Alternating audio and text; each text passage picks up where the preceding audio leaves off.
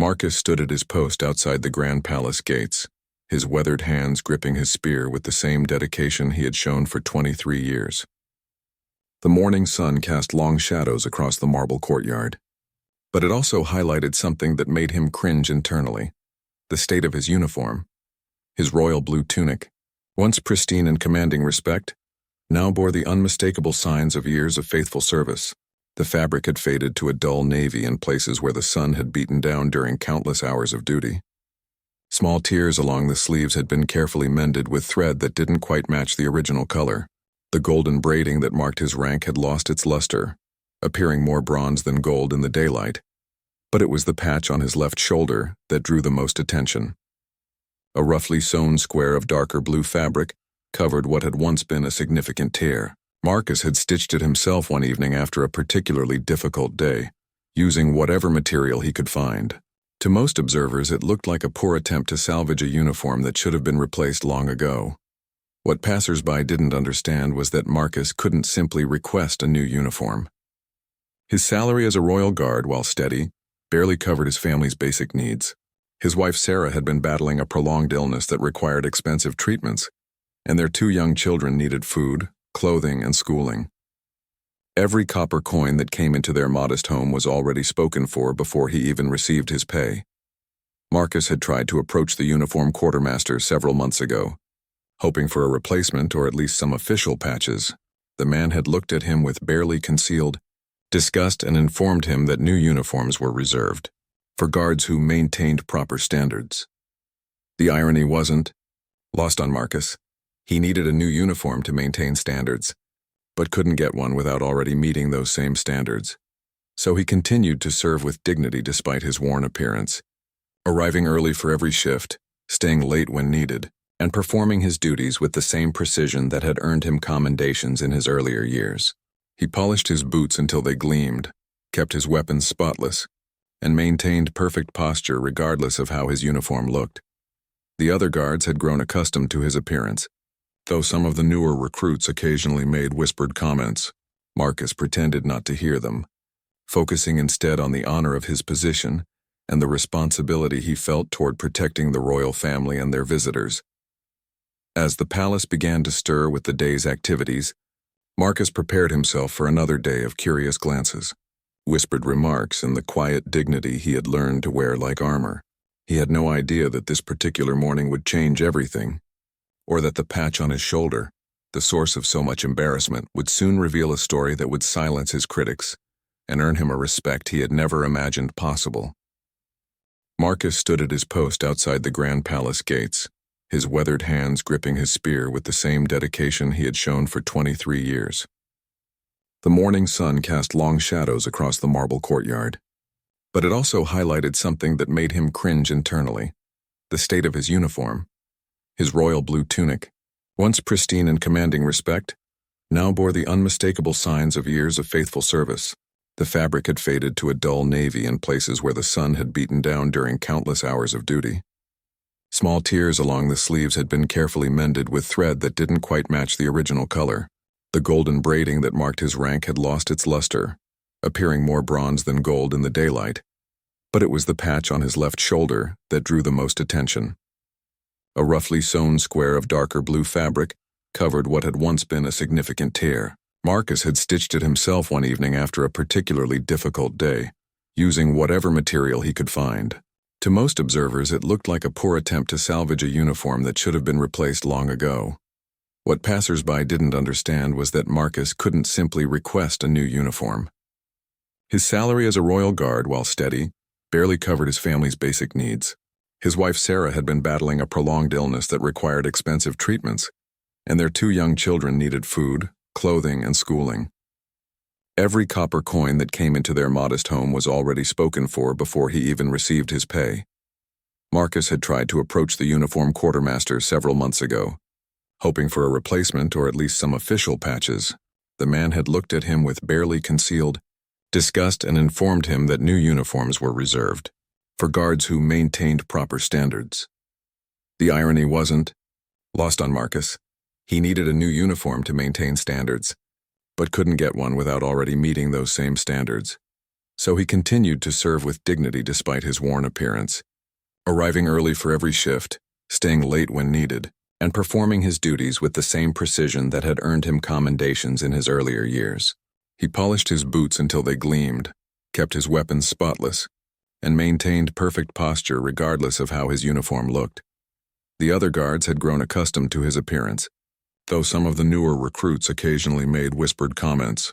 Marcus pretended not to hear them, focusing instead on the honor of his position and the responsibility he felt toward protecting the royal family and their visitors. As the palace began to stir with the day's activities, Marcus prepared himself for another day of curious glances, whispered remarks, and the quiet dignity he had learned to wear like armor. He had no idea that this particular morning would change everything, or that the patch on his shoulder, the source of so much embarrassment, would soon reveal a story that would silence his critics and earn him a respect he had never imagined possible. The mockery continued for nearly 20 minutes, with Lady Catherine seemingly enjoying her role as the center of attention. She had moved closer to Marcus, emboldened by the crowd's response and the guard's apparent inability to defend himself due to his position. "I simply cannot understand how the palace administration allows this," she declared, gesturing dramatically at Marcus. "In my family's textile business, we would never permit an employee to appear so disheveled. It reflects poorly on everyone associated with the establishment." Her voice grew louder and more theatrical as she warmed to her performance. "That patch alone is evidence of a complete lack of pride in one's appearance. Any self-respecting person would have found a way to obtain proper clothing, rather than appearing in public, looking like a common vagrant."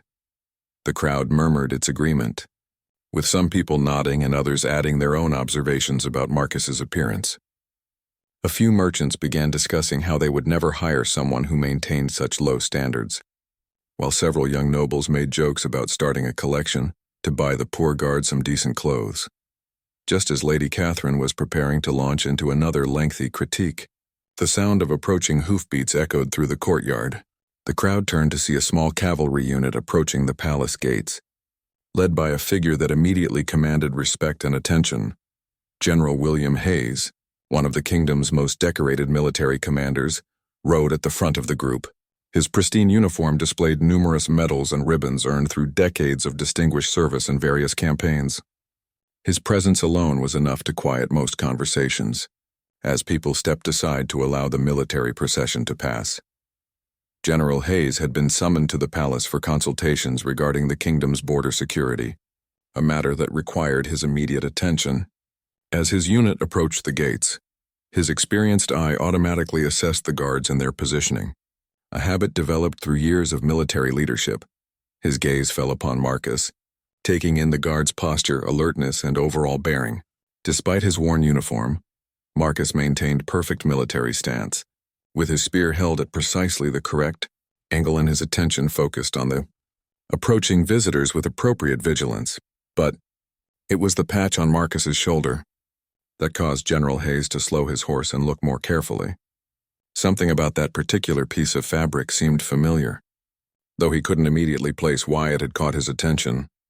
Lady Catherine, unaware of the general's growing interest in the guard she had been mocking, continued her commentary.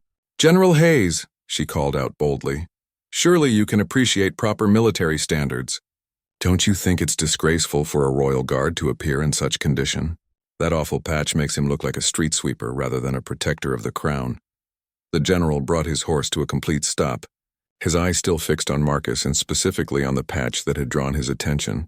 The crowd fell silent, expecting him to agree with Lady Catherine's assessment and perhaps even order some disciplinary action against the improperly dressed guard. Instead, General Hayes dismounted slowly, his expression growing more serious with each passing moment. He approached Marcus with measured steps, studying the patch more intently as he drew closer. The silence in the courtyard was now complete, with everyone watching this unexpected development unfold. General Hayes stood directly in front of Marcus, close enough to examine the patch in detail. What he saw made his breath catch in his throat, and his face pale with sudden understanding. The fabric wasn't just any random material sewn onto a damaged uniform. It was a piece of cloth that told a story of extraordinary courage and sacrifice. The dark blue fabric bore faint traces of what had once been silver threading, now barely visible but still recognizable to someone who knew what to look for. It was a fragment of a military banner, specifically from the 15th Infantry Regiment, a unit that had been nearly destroyed in one of the kingdom's most desperate battles 15 years earlier. General Hayes's mind raced back to that terrible day at Thornfield Valley, where a small force of royal troops had been ambushed by a much larger enemy army.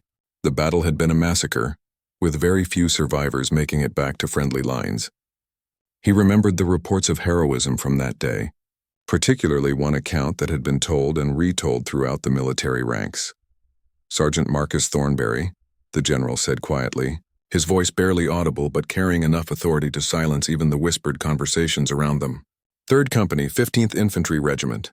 Marcus's eyes widened slightly at hearing his full name and former military unit spoken aloud. For the first time since the mockery began, he allowed himself to look directly at the person addressing him, recognizing the general's rank and reputation. "Yes, sir," Marcus replied, his voice steady but filled with surprise at being recognized after so many years of palace service. General Hayes reached out slowly and touched the edge of the patch with obvious reverence. "This is from the regimental colors of the 15th Infantry, isn't it? From Thornfield Valley." "Yes, sir," Marcus confirmed, his voice growing quieter as painful memories surfaced. The crowd watched in confusion as the general's entire demeanor changed. Gone was the casual authority he had displayed moments earlier, replaced by something approaching awe. Lady Catherine opened her mouth to ask what was happening, but something in the general's expression warned her to remain silent.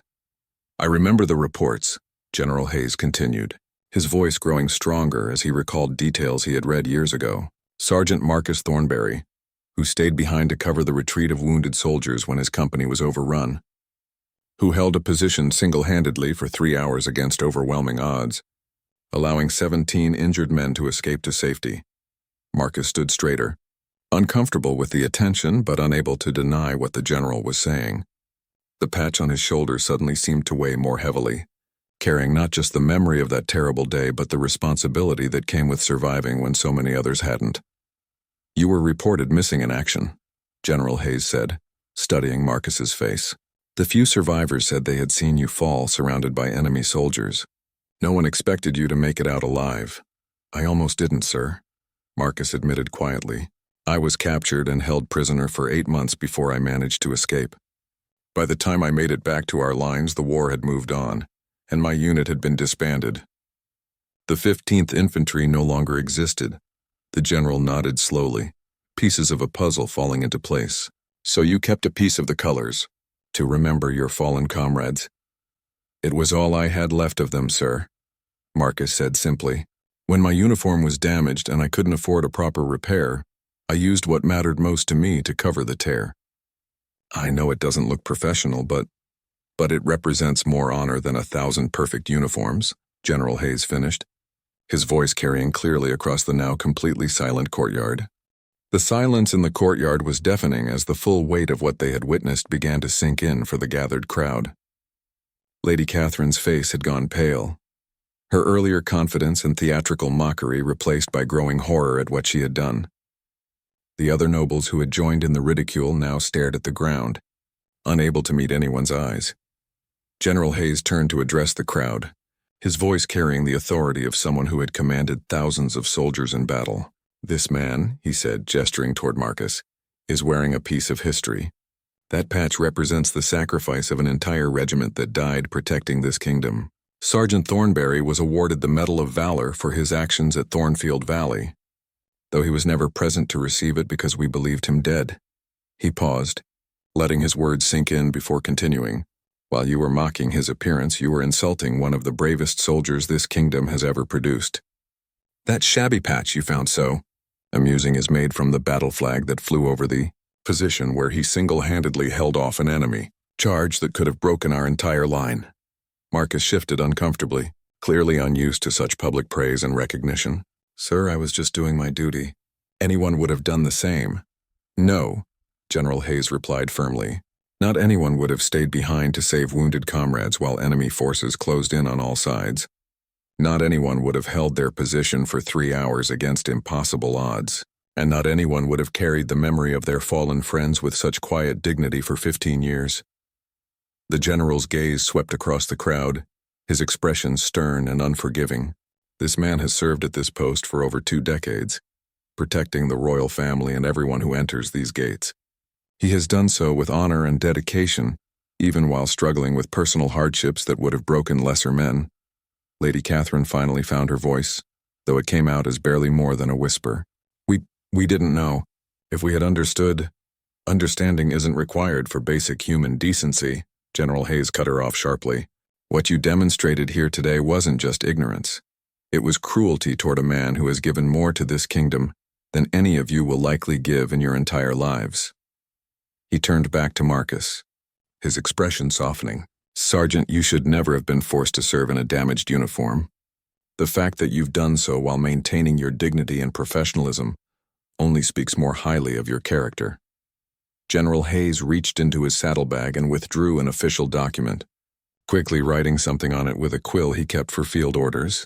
I'm authorizing an immediate uniform replacement for you, with full military honors insignia. You've earned the right to display your Medal of Valor, and I'll ensure you receive the recognition that should have been yours 15 years ago. Marcus accepted the authorization with trembling hands, overwhelmed by the sudden turn of events. Thank you, sir, but I want you to know that I didn't serve for recognition. Those men who died at Thornfield Valley, they were the real heroes. I was just the one who survived to tell their story. And you've told it every day, General Hayes replied, by wearing their memory on your shoulder and continuing to serve with the same courage they showed on their last day. That patch isn't a sign of poverty or negligence. It's a memorial to heroes, worn by a hero. The crowd began to disperse quietly, many people looking ashamed of what they had witnessed and their own failure to speak up against the cruelty. Several approached Marcus quietly to offer apologies, though he accepted them graciously and insisted that no harm had been done.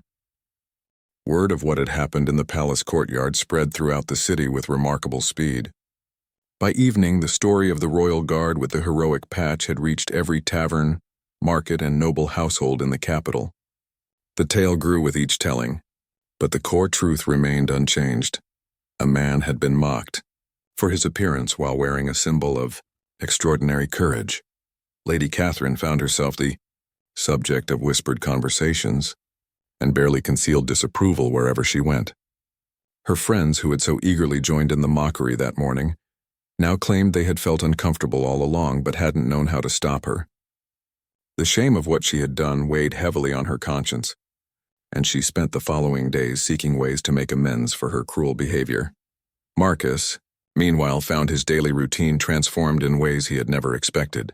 Guards who had previously kept their distance now sought him out, eager to hear stories of his military service and to show their respect for his sacrifice. The quartermaster, who had once denied him a new uniform, personally delivered not just a replacement, but several sets of the finest guard uniforms available, along with a formal apology.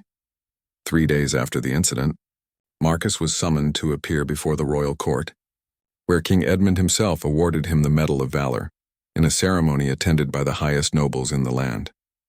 The king spoke eloquently about the importance of recognizing true heroism, especially when it was displayed quietly and without seeking recognition. Sergeant, Thornberry has reminded us all that honor cannot be measured by the condition of one's clothing or the freshness of one's appearance, the king declared.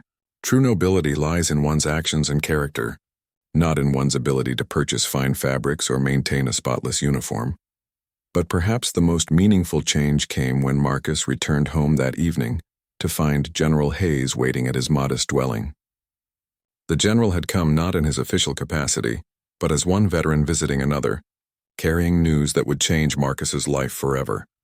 The kingdom has established a new Veterans Assistance Program, the general explained as they sat at Marcus's simple wooden table. Your situation helped us realize how many former soldiers are struggling with financial hardships while maintaining their dignity and service to the realm. You'll receive a pension for your military service, retroactive to your discharge, along with medical care for your wife. Marcus's eyes filled with tears as the general continued. Additionally, you're being promoted to captain of the Royal Guard, with a salary that will ensure your family never faces hardship again. Your experience and character make you the ideal person to lead the palace security force. The transformation in Marcus's circumstances was remarkable, but what struck those who knew him was how little success changed his fundamental nature. He continued to arrive early for his duties, maintained the same respectful demeanor with everyone he encountered, and never spoke bitterly about those who had mocked him during his difficult period. Lady Catherine eventually gathered the courage to approach Marcus personally, offering a sincere apology for her behavior and asking if there was anything she could do to make amends. Marcus accepted her apology graciously and suggested that she might use her influence to support the new Veterans Assistance Program, helping other former soldiers who found themselves in difficult circumstances. Years later, the story of the Royal Guard's patch became a popular tale told throughout the kingdom, serving as a reminder that appearances can be deceiving and that true worth often lies hidden beneath unremarkable surfaces. Marcus kept the original patch, now carefully preserved in a frame in his home, not as a symbol of his own heroism, but as a memorial to the friends who had died fighting for their kingdom and whose memory he had carried with quiet dignity through the darkest days of his life.